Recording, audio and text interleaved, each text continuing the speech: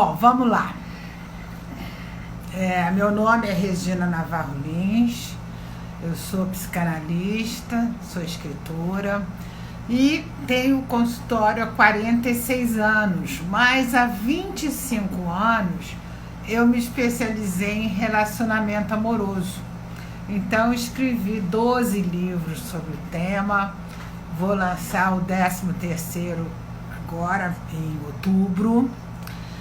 E eu não tenho a menor dúvida de que as pessoas sofrem muito por questões ligadas ao relacionamento amoroso, sexual. E a importância, né, de você viver bem as relações amorosas, né? Isso é uma coisa que a gente não pode deixar passar. Eu não tenho a menor dúvida que todo mundo pode viver muito melhor do que vive as suas relações afetivas, né? Não só as relações amorosas eróticas, mas também as relações amorosas familiares, relações amorosas com os amigos, né? Então a gente vai conversar sobre o amor, mais especificamente sobre o amor nas relações eróticas, vamos dizer assim, né? Para a gente separar o amor por mãe, pai, por filho, por irmão, por amigos, né? Então existe um amor que gera muitos conflitos, né? Então nós vamos falar um pouquinho dele, né? Existe o amor romântico. A primeira coisa que é importante a gente perceber é que o amor é uma construção social. Então, em cada período da história, o amor se apresenta de uma forma diferente. Se você pegar a história, você for ver o amor na Grécia, há 2.500 anos, né, no século V a.C., depois o amor na Idade Média, aí você... Estou pegando assim... salteado, né? Aí você pega o amor no século XVIII, aí no século XVIII o amor se tornou ridículo, ninguém queria ser escravo das emoções, né? Foi o século dos filósofos, a idade da razão. Aí você pega o amor no século XIX, mudou completamente o amor no século XIX, né? Foi a época do romantismo. Bom, então já que a gente falou de romantismo, vamos falar do que é esse amor romântico, né? A Márcia está dizendo que o amor é fogo que arde sem se ver. Pois é. Então vamos ver o que é esse amor que todo mundo quer viver, quer experimentar. As pessoas estão sempre esperando esse amor. O amor romântico começou no século XII, porque até o século XII, desde que o cristianismo entrou até o século XII, ninguém podia falar, ninguém podia amar uma outra pessoa, amor entre duas pessoas. O amor só podia ser dirigido a Deus.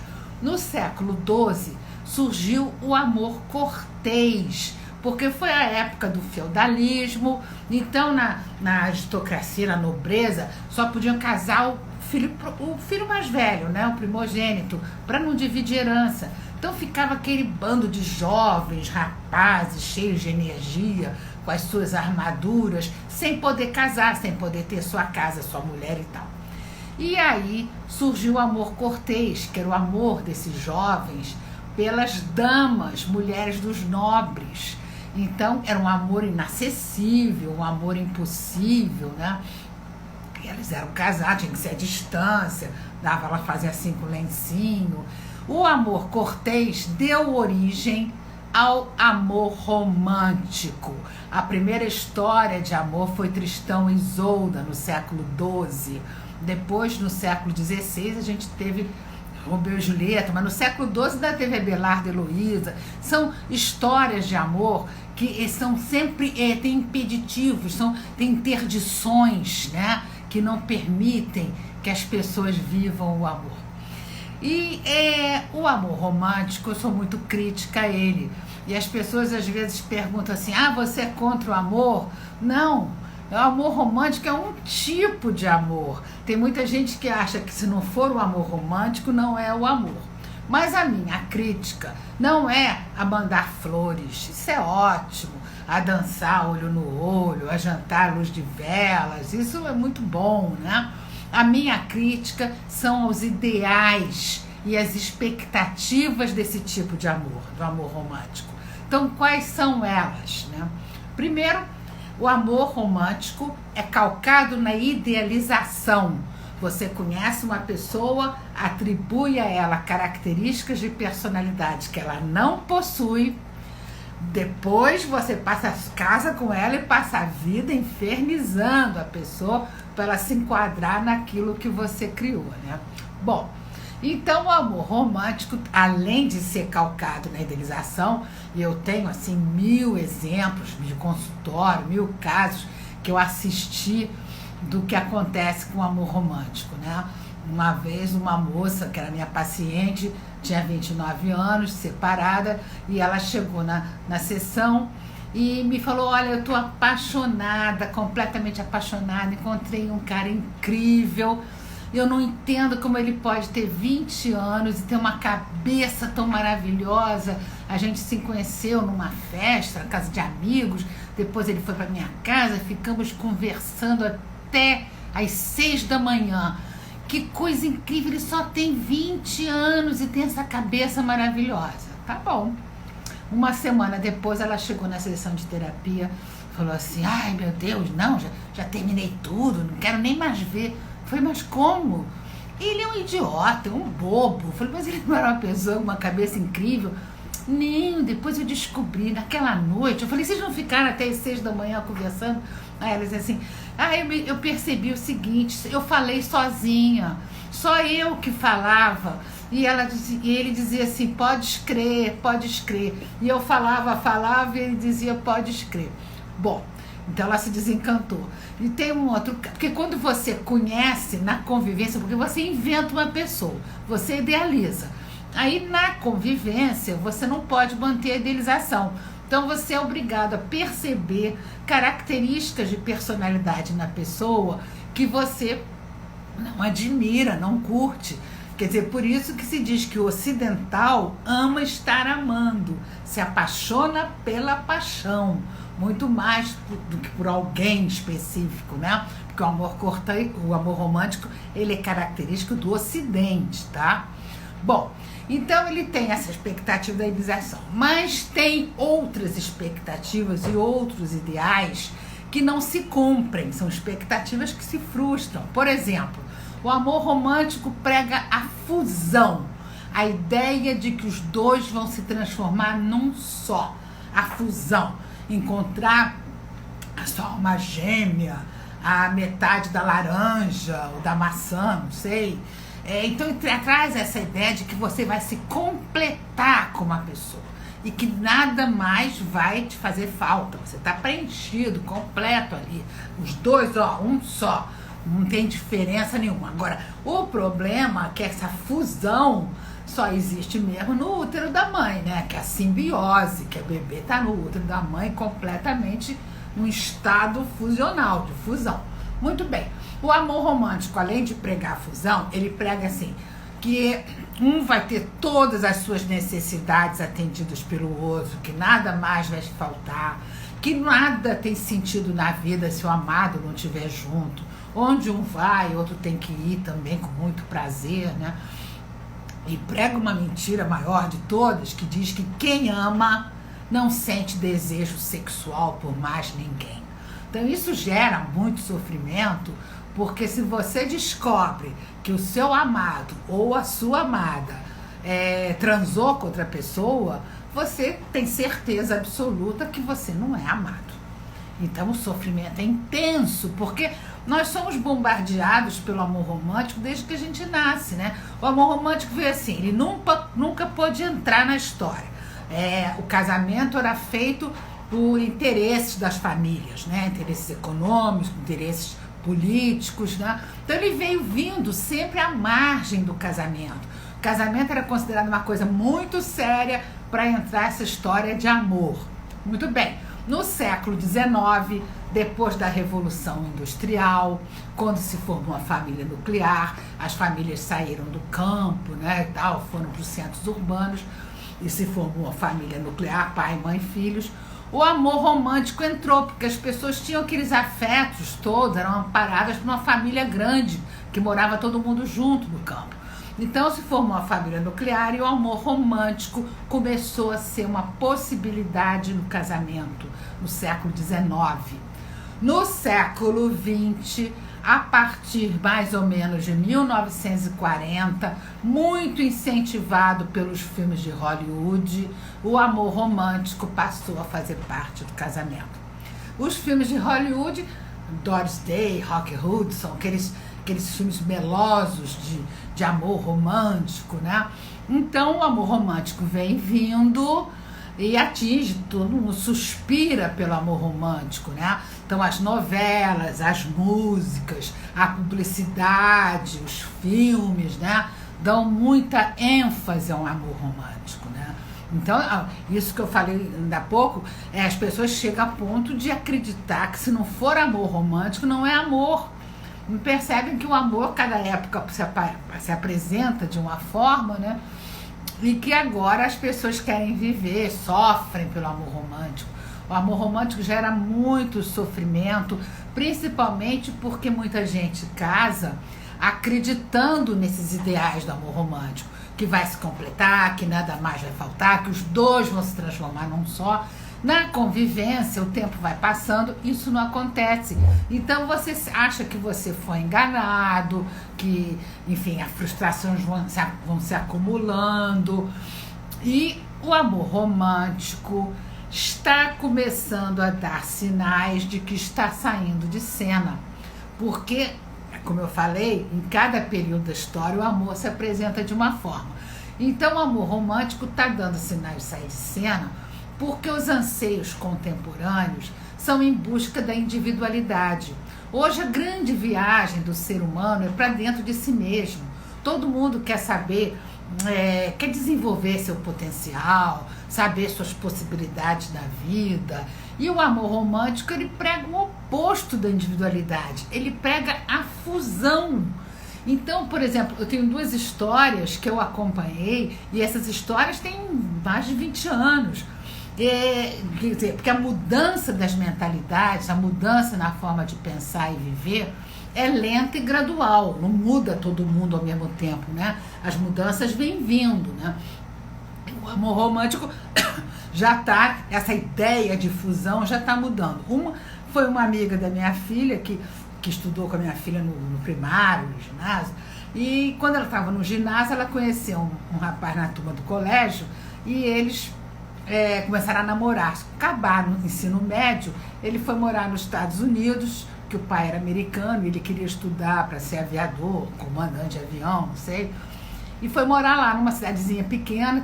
Todo ano ela ia passar as férias com ele, e ela estava terminando a faculdade aqui, acabando a faculdade de comunicação. Então ela chegou um dia, me ligou, falou assim: a gente resolveu casar, então vamos casar, Natal, vou morar lá com ele, tudo bem. Um mês depois, ela comunicou que separou, acabou o namoro, acabou tudo. Eu disse: por quê? Porque na cidade dele não tem onde eu fazer meu mestrado, na cidade dele não tem onde eu ter emprego, terminou tudo. E aí, hoje ela está casada com outra pessoa já há um tempo, bom e tal. Então, quer dizer, isso era impensável em outra época, né? A ideia, primeiro a mulher tinha que ceder tudo, gente, para onde fosse o marido.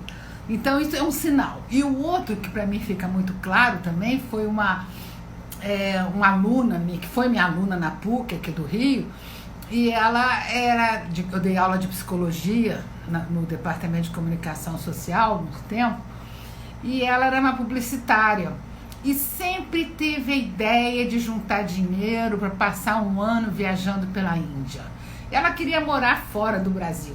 E ela conseguiu a transferência da agência que ela trabalhava aqui para trabalhar na agência em Portugal.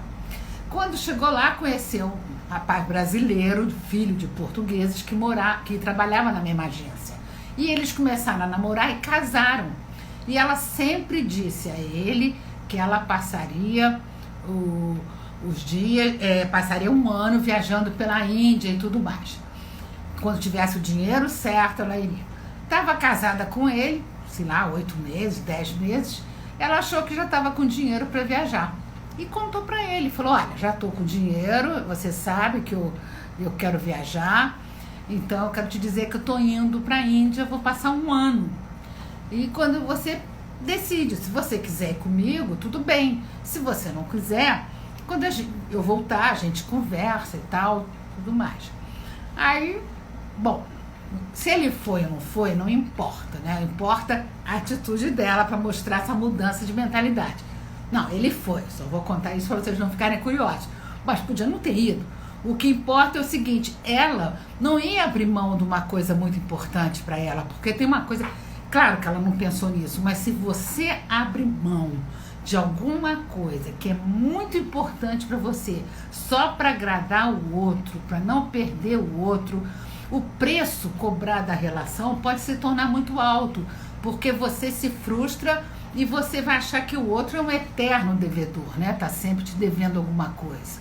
Bom, então a gente vê que essa questão está começando a mudar. Então o fato de hoje o amor romântico tá batendo de frente com os anseios contemporâneos, que o amor romântico prega a fusão, ou seja, a não individualidade, e os anseios contemporâneos são em busca da individualidade. Então está dando sinais que esse tipo de amor está saindo de cena. Por isso é que a gente está assistindo surgirem novas formas de amar. O tempo todo você vê surgir poliamor, você vê surgir amor a 3, você vê surgir relações livres. Aí em Porto Alegre tem um grupo grande, né, de relações livres. Então é uma coisa assim, está mudando, mas a mudança é lenta e gradual, mas você começa a ver os sinais, né? Agora, o mais importante disso, essas novas formas de amar estão surgindo porque ao sair de cena, o amor romântico está levando com ele a sua característica básica, que é a exigência de exclusividade. É claro, né, gente, se um só tem olhos para o outro, os dois se transformam num só, a sua metade, sei lá, sua alma gêmea, se você nada tem graça se o amado não estiver. Quer dizer, é claro que isso aí tudo diz respeito à fidelidade total, né? Então, o amor romântico está saindo de cena, levando com ele a exigência de exclusividade e por isso está se abrindo esse espaço para surgirem novas formas de amar.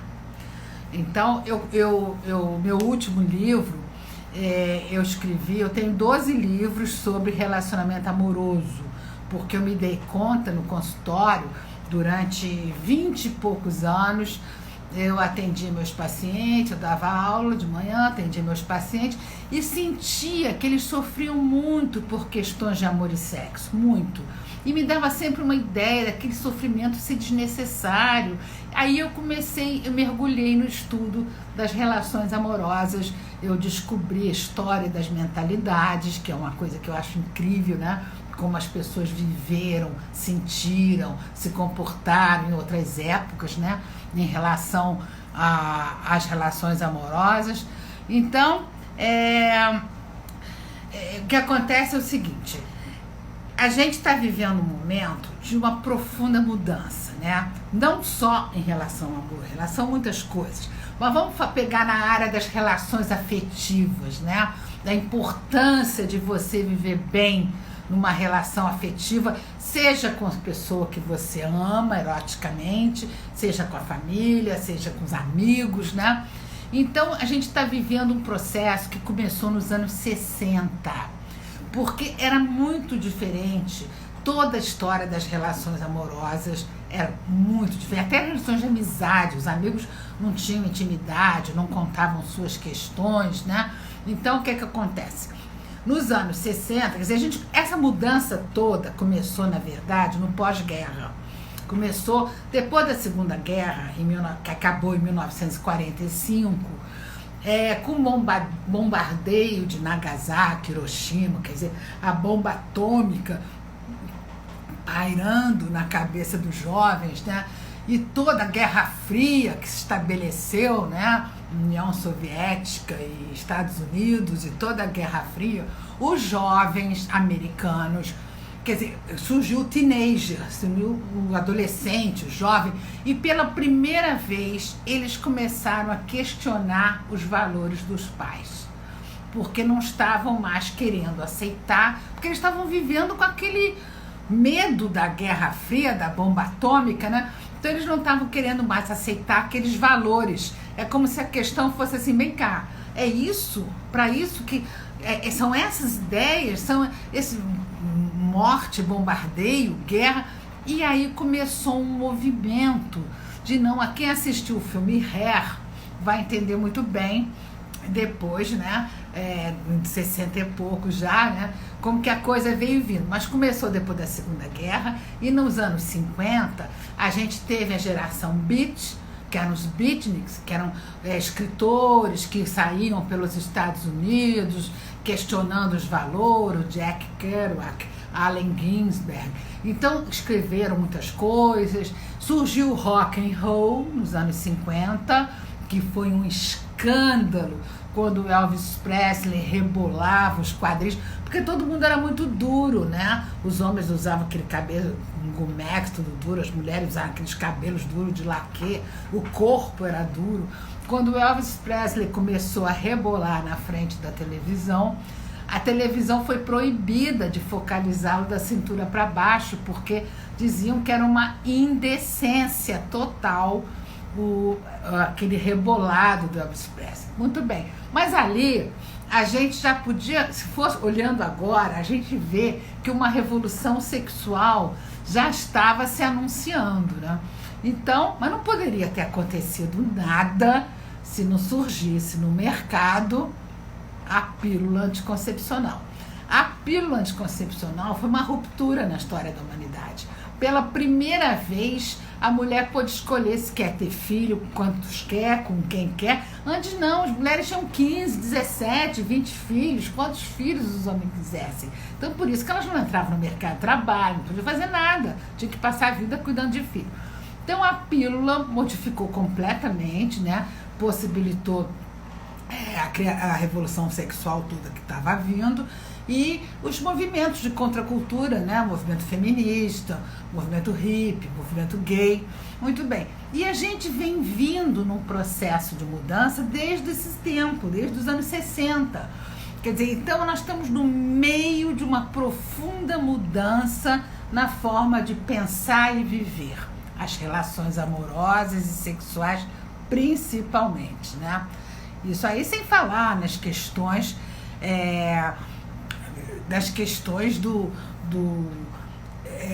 o Bauman, que ela está dizendo assim, que o Bauman fala sobre o amor em seus livros, somente o amor líquido.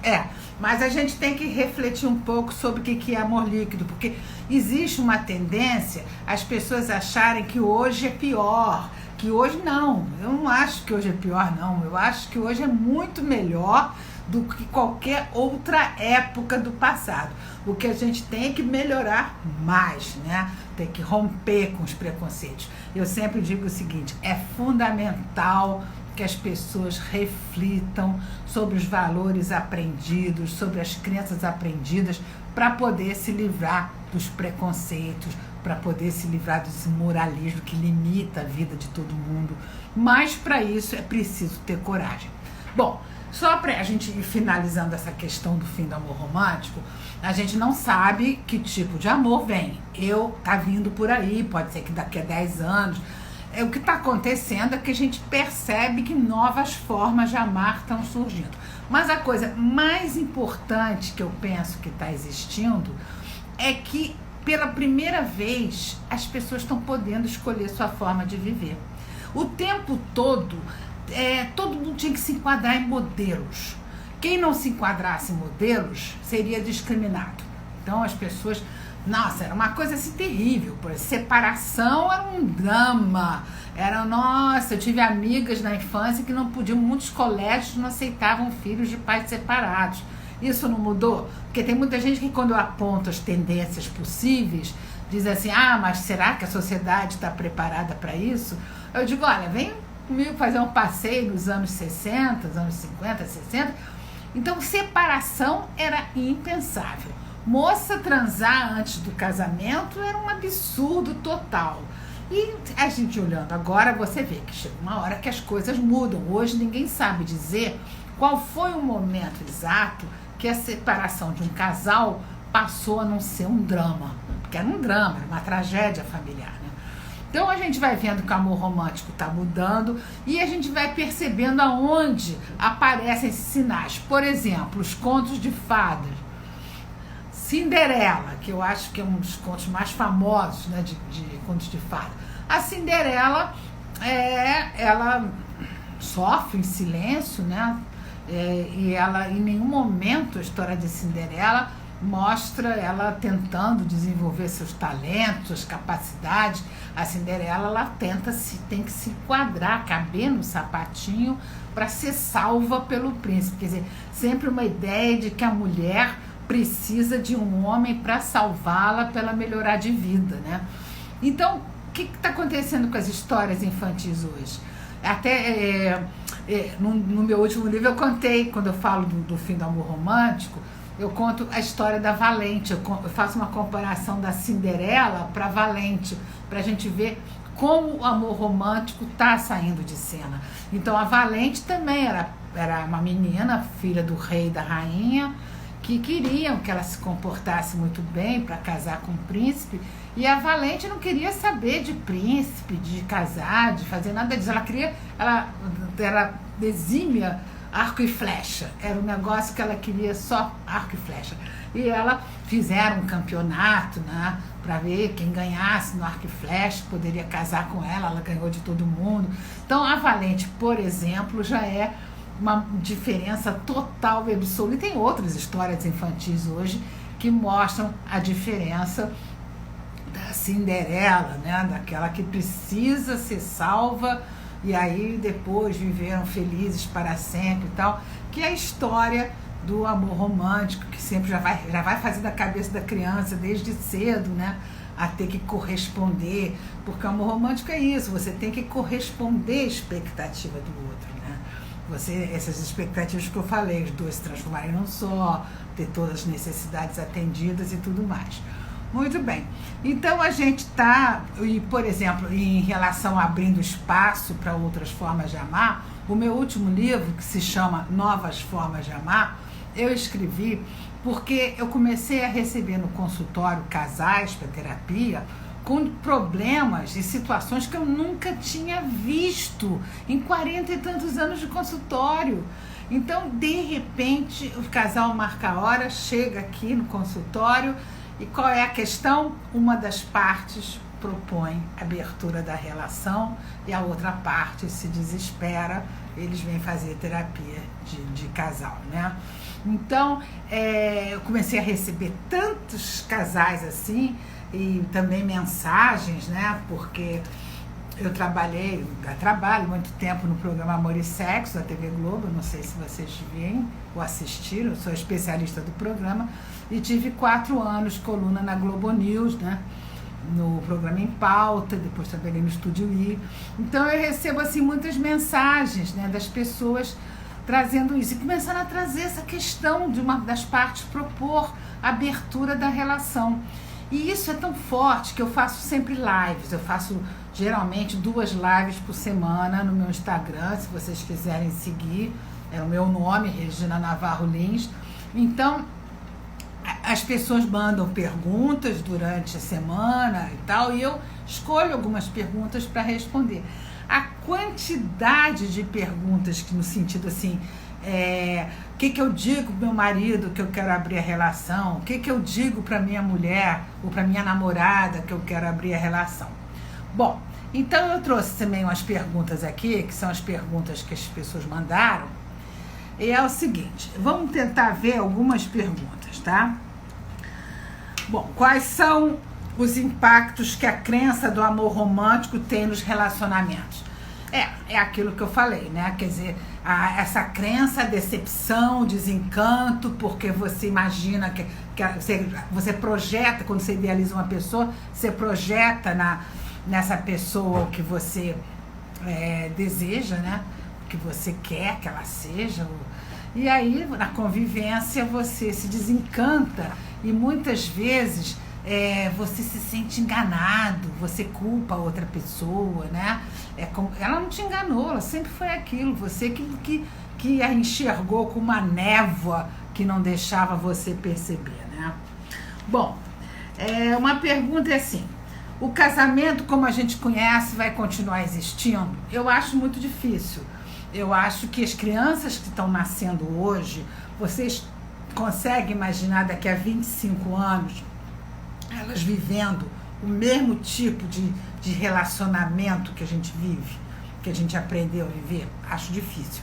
Eu acho que vai mudar muito, porque, olha, o mais importante é cada um poder escolher sua forma de viver, individualmente ou como casal, ou trisal, como as pessoas quiserem escolher. Gente, isso é um luxo, porque nunca foi possível. Existia, por exemplo, nos anos 60, quer dizer, a pílula surgiu em 62 aqui no Brasil, né? Mas a mudança das mentalidades mesmo começou mais a partir dos anos 70, embora em 1969 tenha havido o Festival de Woodstock, que foi um marco, né, lá nos Estados Unidos. E foi um marco no mundo, né? Porque toda essa revolução sexual pegou o Ocidente todo, né? Então, a mudança das mentalidades vem vindo, né? Então, a gente tem que pensar o seguinte: é muito difícil você imaginar que a pessoa vai viver dessa forma que se vive hoje, né? As coisas vão mudando. Agora, cada um escolher sua forma de viver, tanto na vida dois, como na sua vida individual, é muito importante, né? Quando eu escrevi esse livro, Novas Formas de Amar, eu escrevi por conta disso, né? Porque eu falei, está acontecendo alguma coisa que não é possível, estar recebendo tantos pacientes com esse problema, tanta gente me escrevendo sobre conflito, eu quero abrir a relação, meu marido não quer, ou então, por exemplo, teve um rapaz que eu atendi, um rapaz de 40 anos, 42, casado há 15, 3 filhos, totalmente apaixonado pela mulher dele, me disse que fazia um sexo todo dia, que isso é um luxo, né? E ele me disse o seguinte, me procurou e falou: olha, eu vim aqui para você me ajudar, porque há 2 meses eu conversei com a minha mulher, propus a ela a gente abrir a relação, que ela teve pouca experiência e tal, e ela ouviu a minha proposta, tudo bem, só que 2 meses depois eu descobri que ela estava tendo um caso. Aí eu pirei, morri de ciúme, fiquei enlouquecido, e eu não quero sentir ciúme, eu não quero ficar do jeito que eu fiquei transtornado, eu quero que você me ajude, porque eu acho que as relações têm que ser mesmo livres e tal e tal. Então você assiste um monte de situações nesse conflito, né, que a gente está vivendo nessa transição, de formas variadas, né? Mas eu acho que as coisas estão mudando e a gente tem que, mais do que nunca, tentar viver da melhor forma possível, da forma que dê mais alegria de viver, aproveitando que nunca se viveu um momento em que cada um podia escolher, né, como quisesse viver. Tem alguém perguntando sobre o nome dos meus livros. Eu tenho 12 livros, mas eu vou citar o nome dos 3 principais: A Cama na Varanda, O Livro do Amor, que são 2 volumes, começa na pré-história, Grécia, Roma, eu vou contando como era o amor no Ocidente, desde a pré-história até hoje. E o último, que é o Novas Formas de Amar. Então, esses 3 eu acho que são os mais importantes. Bom, qual é o maior problema vivido no casamento? O maior problema vivido no casamento é o sexo. Eu sempre digo que o casamento é onde menos se faz sexo. Agora, poderia ser diferente. O grande problema é essa questão da não individualidade. Isso que o amor romântico prega, que as pessoas se transformam numa só. Então você vê um casal, geralmente um se mete na vida do outro, sem a menor cerimônia, porque isso está implícito, que é natural. né? As pessoas se metem, o que você tem que dizer para sua cunhada, você tem para o seu chefe, tem que dizer não sei o quê, ele fala. Uma vez eu assisti, fui no aniversário de um amigo num restaurante, e tinha um casal que ele tinha uma herança para receber. Nossa, o que a mulher falava, o que ela se metia, o que ela dizia. Eu fico pensando assim, gente, não existe, passou longe a ideia de que respeitar a individualidade do outro para você viver bem é fundamental. As pessoas não se dão conta disso, né? Então, qual o maior problema vivido no casamento? Eu acredito que seja o sexo, né? As pessoas reclamam muito, o número enorme de mulheres não quer fazer sexo, mas o que eu mais ouvi no meu consultório a vida toda, nesses 46 anos, foi uma mulher chegar e dizer: amo meu marido, porque desejo sexual e amor são coisas distintas, né?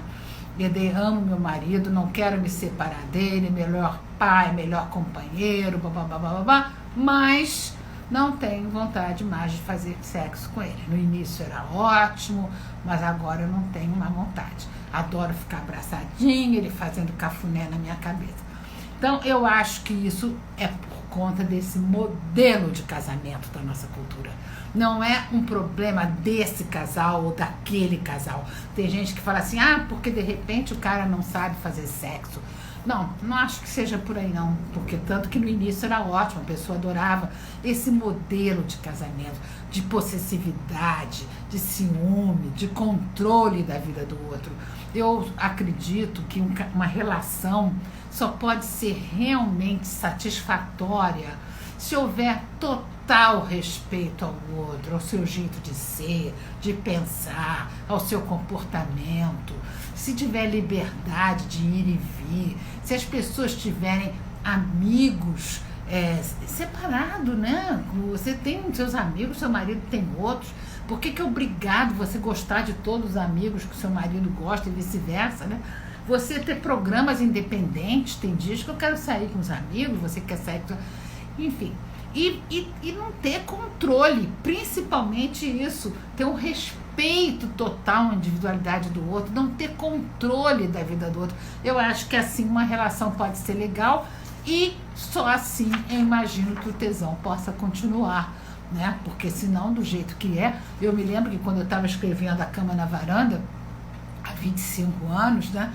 Eu botei até no livro, eu vi uma pesquisa, não sei se foi no Fantástico, não foi num programa da Globo, eu vi uma pesquisa em que o IBGE tinha feito sobre uma pesquisa só com pessoas casadas, e 80% se declararam decepcionadas com o casamento, desencantadas. Então, a gente tem que refletir sobre esse modelo de casamento, que a gente aprende e começa a viver esse modelo como se fosse o único possível e depois se frustra, não sabe nem por que está se frustrando. Outra questão, uma questão muito interessante aqui é o seguinte: o homem teme aquela mulher que tem autonomia, que já se livrou daqueles padrões de comportamento que foram impostos para a mulher. Ou então, às vezes pergunta assim, às vezes eu estou dando uma palestra, alguém pergunta assim, eu pergunto, o homem teme a mulher independente? Aí todas as mulheres levantam a mão. Aí eu digo o seguinte, olha, eu acho que não. Eu acho que os homens machistas, os que não se libertaram do mito da masculinidade, esses temem a mulher autônoma. E eu faço uma diferença entre mulher independente, que é aquela que ganha dinheiro, e a mulher autônoma, que é a que se libertou daqueles padrões de comportamento que foram impostos para a mulher. Por exemplo, mulher não pode tomar iniciativa, mulher não pode transar no primeiro encontro, mulher tem que ter sempre um homem ao lado, senão está desvalorizada. Esses valores, né, que a gente vai ouvindo, porque o condicionamento cultural é tão forte, primeiro que você chega na idade adulta, você não sabe o que você deseja realmente ou o que você aprendeu a desejar. Isso já é um problema sério. Sem contar que as coisas todas, as crenças, os valores que vão colocando na sua cabeça, né? Então isso é complicado, porque depois tem que desconstruir muitas coisas. Então eu acho que os homens machistas, que muitos estão se libertando do mito da masculinidade, daquela coisa do ideal masculino, de força, sucesso, poder, coragem, ousadia, já estão podendo trocar no nível de igualdade, né, com a parceira. Esses homens que não se libertaram, que ainda são os machistas, eu acho que é mais difícil, né? Eles temem a mulher autônoma, aquela que se libertou desses padrões de comportamento que foram impingidos para a mulher. Bom, aí quando eu faço essa pergunta, aí eu pergunto assim, eu explico o que é mulher autônoma, aí eu pergunto para a plateia assim, quem é a mulher autônoma, quem se sente mulher autônoma, levanta o dedo. Aí quase todas as mulheres levantam o dedo. Aí eu digo assim, bom, agora eu vou fazer uma pergunta só para as mulheres autônomas responderem. Aí eu lanço a pergunta, que é o seguinte, a mulher deve dividir a conta do motel com o homem? Aí pronto. Aí aquelas mulheres que disseram que eram autônomas, algumas dizem, claro, tá, não tem nada demais, os dois vão sentir prazer, então os dois têm que dividir. Mas eu ouço respostas inacreditáveis. Eu escuto respostas tipo assim, claro que o homem tem que pagar sozinho, eu já gasto em cabeleireiro, manicure, depilação. Bom, gente, tem que ter uma coisa a ver com a outra, né? Então, a questão é que as mulheres estão nesse movimento de emancipação feminina, que é fundamental, o movimento feminista é fundamental, né? Porque nesses 5.000 anos o que as mulheres foram oprimidas foi um absurdo, mas as mulheres não podem querer só os benefícios da emancipação, né? Tem também os ônus, né? Ônus da emancipação. Primeiro você vai para o motel, você vai para o motel para ter prazer, né? Não é só para. O cara não tem que pagar, se pagar sozinho, por quê, né? Então é muito importante a gente pensar em tudo isso para poder viver melhor, né? Bom, tem uma pergunta aqui, por que é tão difícil separar? Olha, é difícil separar por várias razões. Primeiro que nós todos nascemos do útero da mãe, e no útero da mãe, é uma pena que a gente não lembre, mas a gente tinha satisfação de todas as necessidades, né?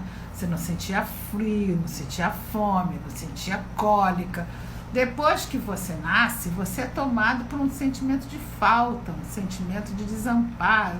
E a gente vive numa cultura que, em vez de nos incentivar a desenvolver a capacidade de ficar bem sozinho, nos incentiva ao quê? A ter que encontrar alguém para você colocar tudo aquele desamparo que você ficou, para você solucionar a tua questão de desamparo. Então as pessoas entram numa relação amorosa jogando tudo aquilo na relação, né? Achando que vão ficar sozinhos e tal. Então é difícil separar, porque no momento primeiro que na separação, se a outra parte quer separar, você sofre muito porque você reedita inconscientemente todas as sensações que você viveu, né, de abandono que você viveu anteriormente, na fantasia ou não, situações antigas, né, anteriores, sem você perceber. Então exacerba a dor do momento e você sofre muito, né? Então a separação é isso, sem contar que abala a autoestima, né? Sem contar que você fica na dúvida de possuir qualidade, de ser uma pessoa legal, porque a outra parte foi embora, né? Outra coisa que pergunto também, bom, como construir relações amorosas, legais, né? Bom, eu acho assim, aquilo que eu falei, né? Total respeito à individualidade do outro, seu jeito de ser e tal, não ter controle. Agora, existem relações, vínculos afetivos até com os amigos, né? Com amigos, com pessoas da família, que é muito importante você também respeitar a individualidade do outro, as diferenças, o jeito do outro ser, né? Olha, quais são os tabus que a gente já conseguiu quebrar na sociedade, quais ainda que a gente precisa quebrar? Eu acho que a gente está nesse processo, quebrando os preconceitos, né? Por isso que eu digo sempre, é fundamental que a gente reflita sobre as crenças aprendidas, sobre os valores aprendidos, para a gente se livrar dos preconceitos. Sem refletir, você não vai conseguir se ligar. se libertar. Então tem gente que diz, mas eu fui educada dessa forma. A maioria foi educada acreditando, né?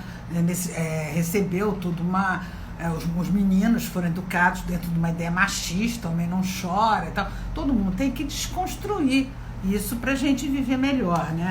Ainda bem que a gente tá numa época que a gente pode escolher mais a forma de viver, né? Bom, aí as redes sociais, se elas reforçam as relações românticas. Olha, nós todos fomos criados, educados, acreditando muito nesse amor romântico e achando essa exaltação do amor romântico como uma coisa para buscar, né? Todo mundo buscando sentir isso e tal. E claro que nas redes sociais as pessoas também, tem muita gente que vai buscando relações amorosas, né? Então é difícil, porque a gente respira esse amor romântico. O amor romântico é a maior propaganda, né? A maior propaganda do Ocidente, né? O amor romântico é muito mais que propaganda da Coca-Cola, qualquer coisa, porque tá em tudo, né? Na publicidade, nas novelas, nas músicas, nos filmes. Agora, de vez em quando, você vê um filme que quebra com isso, que começa a ter uma outra forma de ver, porque durante muito tempo, se o filme não fosse romântico, tinha que ser essa coisa do amor romântico, das duas pessoas se completam para sempre, né? Então, vamos lá, né? A gente vai tentando viver melhor. Uma coisa que eu não tenho dúvida é que todo mundo pode viver muito melhor do que vive, né? Isso aí eu tenho certeza. E que vale a pena a gente tentar viver bem, né? A Eduarda está dizendo que a Valente discorda da mãe e isso também foi importante. Pois é. Então são outras histórias, né? Tem gente perguntando o nome dos meus livros. Olha, dos 12 eu vou citar 3. A Cama na Varanda, O Livro do Amor, que são 2 volumes, e o último, que é Novas Formas de Amar. Mas entrem no meu Instagram, porque eu vou lançar o outro livro, né, o 13º livro agora em outubro, e vou fazer um lançamento virtual, né, porque não sei se em outubro quem é grupo de risco vai dar para sair, né. Então, vamos lá. Olha só, vamos lá. O ciúme faz parte do amor? Isso é outra pergunta também. Gente, ciúme não faz parte do amor. A gente aprendeu a ser ciumento. A gente aprendeu a achar que ciúme é natural, que quem ama tem que sentir ciúme.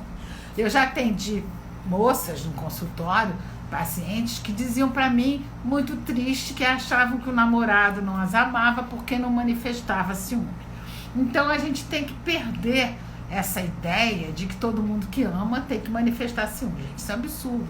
Se você sentir ciúme, você morde o dedo, bate a cabeça na parede, você não tem direito de jogar em cima do outro, né? Agora, quem é o ciumento, a ciumenta? Geralmente são pessoas que têm baixa autoestima, porque acha que vai ser trocada a qualquer momento, tem que estar sempre controlando o outro. Não adianta nada controlar, né, gente? Isso aí é a primeira coisa que todo mundo tem que aprender, é que não adianta controlar. Então,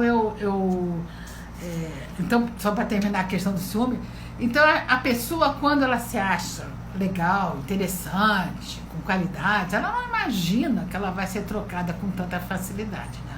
Então, quem se acha ciumento, reflete, pensa sobre isso, porque o ciúme é limitador para quem sente, é limitador para quem é alvo dele, é uma coisa. E não adianta dizer assim, um pouquinho só, não, nem um pouquinho.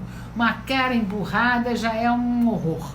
Outra pergunta que fazem muito é se a exclusividade sexual é fundamental numa relação. Olha, dentro dessa perspectiva de que cada um pode escolher sua forma de viver, eu acho que essa discussão de monogamia e não monogamia é uma discussão muito complicada, porque tem estudos, foi feito um estudo na Universidade de Michigan, que mostra que até os cientistas, os pesquisadores que vão fazer uma pesquisa sobre a não monogamia, eles já vão inconscientemente com todos os valores deles e jogam sem perceber na pesquisa a ideia de que a monogamia é superior. Então, discutir a não monogamia não é uma coisa simples. Poucas pessoas discutem isso com liberdade e um dos programas de rádio que eu tive, eu fiquei muito impressionada que esse programa especificamente, as pessoas faziam perguntas e eu respondia. E, gente, 90 e tantos % das perguntas eram assim: será que ele me trai? Será que ela tem outro? Eu falei, gente, as pessoas são obcecadas por essa história de não monogamia, de exclusividade, são totalmente obcecadas. E nessa época, nesse período, eu atendi um paciente um tempo no consultório, ele era um advogado casado com uma mulher que era a mulher mais ciumenta do mundo. Ela não trabalhava, não fazia nada, eu acho que ela só existia para controlar. E ela controlava ele o dia inteiro. Só que ela acordava às 10 horas da manhã. Esse cara me conta que ele saía de casa todo dia às 15 para as 7 da manhã. A mulher dormindo, quer dizer, a desculpa geral é que tinha muita coisa no escritório, muito processo. E ele, há 3 anos, ele tinha uma namorada que ele passava todos os dias na casa dela às 7 e pouco da manhã. Ficava até 9h30. Quando ele chegava no escritório às 10 horas, é que a mulher começava a ligar, porque ela dormia até 10 horas.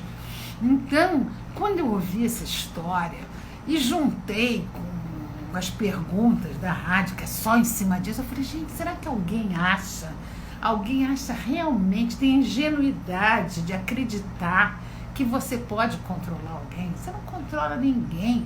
Esse homem, esse advogado, ele era a pessoa mais controlada, porque ela ligava, ela pensava que controlava. Todos os dias, há 3 anos, ele passava na casa da namorada de manhã. Ninguém controla ninguém. Então, por exemplo, eu trabalho nas redes sociais, primeiro no Twitter, Facebook, agora no Instagram, trabalho nas 3 redes sociais, trazendo discussões sobre relacionamento amoroso, né?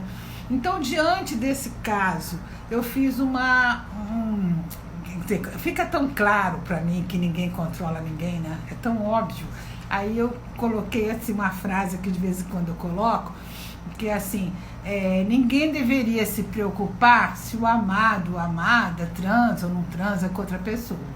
Cada um só devia responder a 2 perguntas. A si próprio, né? Me sinto amado ou amada? Me sinto desejado ou desejada? Se a resposta for sim para as 2, o que o outro faz quando não está comigo não me diz respeito. Não é da minha conta. Então, quer dizer, se você não pode controlar ninguém, se não existe isso, o que você tem? Você tem que saber se você se sentir amada, se sentir desejada e ter uma boa convivência. O resto você não tem controle. Isso aí é a individualidade do outro, não te diz respeito. Eu acho que seria uma forma mais inteligente de viver, né? Então, vamos lá. Bom, a gente está quase terminando. Bom, a questão da monogamia e da não monogamia, eu acho importante o seguinte: ninguém tem que imaginar que no futuro a tendência você vai trocar um modelo por outro. A gente não tem que trocar um modelo por outro, a gente tem que deixar de lado os modelos e cada um escolher sua forma. Agora, se uma pessoa quer ficar casada 40 anos com outra pessoa e só fazer sexo com ela, tá tudo certo, é uma escolha. Agora, se outra pessoa quiser ter 3 parceiros fixos, estáveis e duradouros, também tá tudo certo, é uma escolha, né? Então, o importante é cada um escolher a sua forma de viver e respeitar a forma dos outros, a forma que os outros escolheram, porque existe uma tendência que é você achar que todo mundo tem que viver como você vive, né? Isso que a gente observa, as pessoas não acham que você vive do jeito que você quer, respeita o outro do jeito que ele quer viver. Não, ele tem que ver do jeito que você escolheu para viver, porque senão você vai criticar. Olha, alguém está perguntando se eu dou curso na área da psicologia.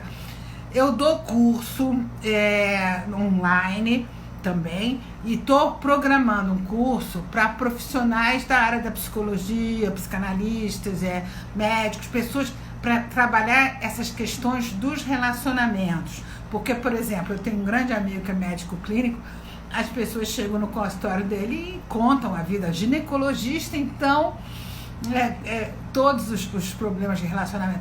Então, houve assim, muito pedido para curso nesse sentido. Então, se vocês quiserem, entrem no meu Instagram, falem comigo no direct lá do Instagram. E eu espero vocês lá. Eu acho que vai ser muito legal a gente poder continuar a conversar sobre isso, né? Olha, tem uma pessoa aqui, Yasmin, dizendo que quer viver um amor tradicional. Viva! É isso que é importante, né? Tem gente que diz assim, eu quero abrir a relação. Abra! O importante é você viver bem, não tem porquê as pessoas sofrerem, viverem de forma diferente da que elas querem viver. Você quer viver um amor tradicional? Tem muita gente que quer, deve ter muita gente que quer também viver um amor tradicional. O importante é você escolher a forma que você quer viver e encontrar alguém que queira viver da mesma maneira que você, né? Então vamos lá, a gente está terminando. Eu quero dizer para vocês que essa live vai ficar no Instagram da PUC do Rio Grande do Sul e no YouTube também.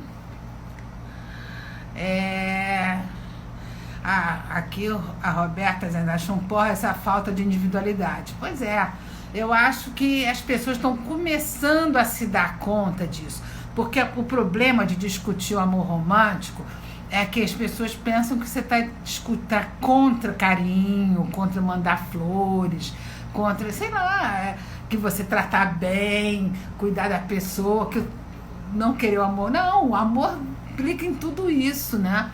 O amor, quer dizer, o que pode vir depois que o amor romântico sair de cena, né? Porque às vezes demora, mas pode chegar daqui a 20, 30 anos, a gente olhar o amor romântico como uma coisa do passado, assim como a gente olha os amores do século XIX, o amor do século XVIII, né? Então tá, gente, olha, então vocês podem ver a live, vão no meu Instagram. Pra que casar? Vou responder só essa questão aqui. Então faça a mesma pergunta, pra que casar? Mas por que tantas pessoas homoafetivas querem casar? Gente, olha só, tem gente que fala assim, quando alguém diz que quer viver uma relação aberta, livre e tal, sempre tem alguém que fala assim, então fica solteiro, é o que eu mais escuto. Uma coisa não tem nada a ver com a outra. Tem pessoas que têm projetos em comum, gostam da vida a dois, gostam de... Esse rapaz que eu contei, que ficou desesperado de ciúme quando descobriu que a mulher estava transando há 2 meses com outro cara, e ele que tinha proposto abrir a relação, ele adora a vida com ela. Tem uma vida ótima, nossa, com os filhos, viajam, tudo. Quer dizer, isso não tem nada a ver com essa escolha. Vamos tentar ver que ninguém é obrigado a viver junto, né? Então, a diferença de mulher independente e mulher autônoma. Gente, olha, vamos terminar aqui antes que terminem com a gente. Foi muito bom fazer com vocês essa live e espero vocês no meu Instagram. É meu nome, Regina Navarro Lins, tá bom? Muito obrigada pela presença. Um beijo para vocês.